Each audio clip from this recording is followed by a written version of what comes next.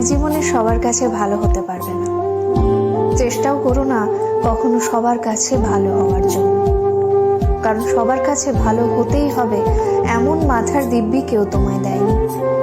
আর তুমি বেঁচে আছো তোমার নিজস্বতায়। সেখানে তোমায় কে ভাবলো, কে খারাপ ভাবলো, তাতে কিচ্ছু এসে যায় না। দিন শেষে নিজের জন্য নিজেকেই থাকতে হয়, অন্য কেউ তোমার জন্য থাকে না, থাকেনি কখনো, আর থাকবেও না। কারো কাছে তুমি ভালো, ভীষণ ভালো, আবার সেই তুমি কারোর কাছে খুব খারাপ, জঘন্য একজন মানুষ। সেটা কেমন করে হয়? প্রশ্নটা মনের মধ্যে আসতেই পারে।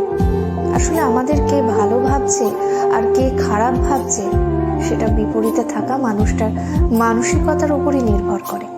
সেই পরিপ্রেক্ষিতে অন্যের মানসিকতার পরিবর্তনের ভার তো তুমি নিতে পারবে না।